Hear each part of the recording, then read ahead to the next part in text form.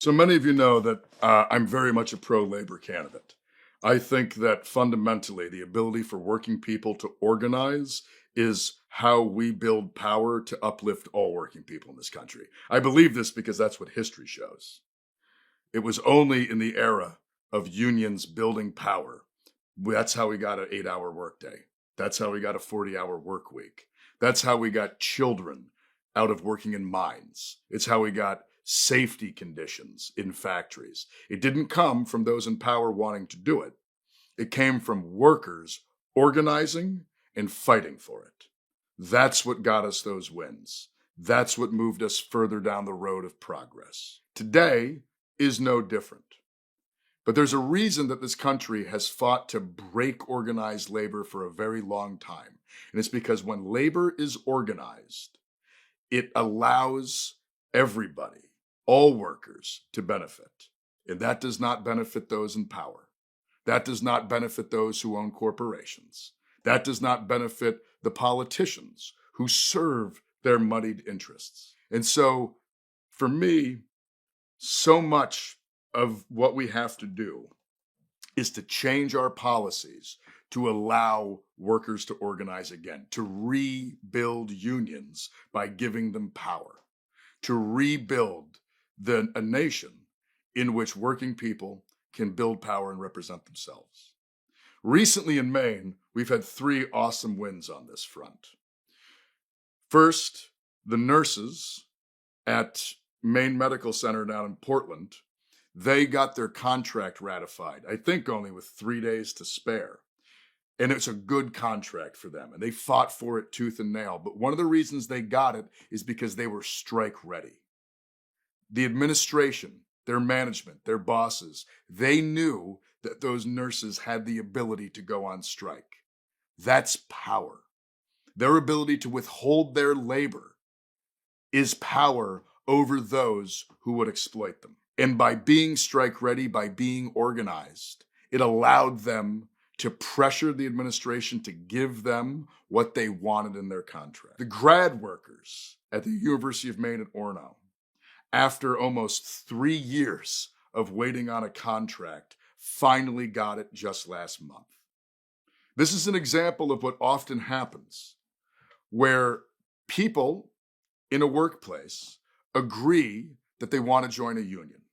They sign cards, they get the numbers needed, and they get a union.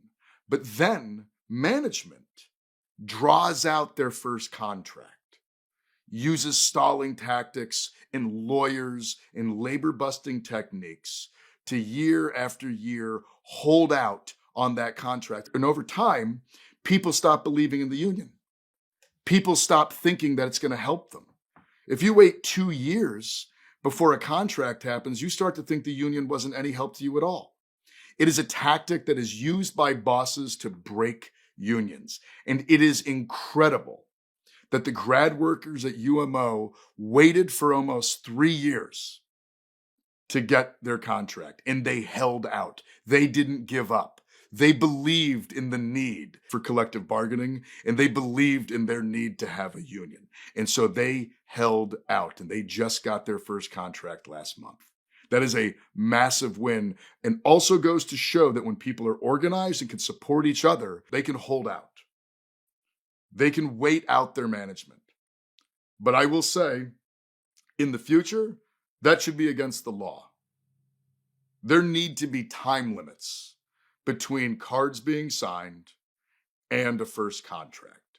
It should not be legal for bosses to use holding out on a first contract as a union busting technique.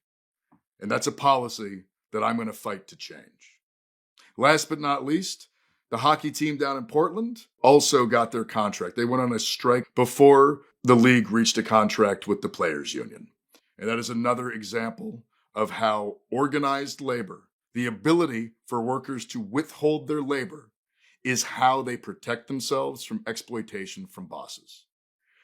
This is fundamental, not just to workers' rights, but to all of our rights. It is on the foundation of organized labor It is from the lessons in the tactics that come from organized labor that we are going to be able to build the power necessary to fight for a future that represents working Americans more than it represents corporate interests in the ultra powerful. We need more unions. And if you have the opportunity to do so, join one. If you have problems in your workplace, reach out to the Maine AFL-CIO and see about forming a union in your shop. I guarantee you that it is going to benefit you and your coworkers. And when the day comes when you have to go on strike, I will be there on the picket line next to you. Because if there's one thing we do not do on this campaign, it's cross picket lines. I hope to see you all out there.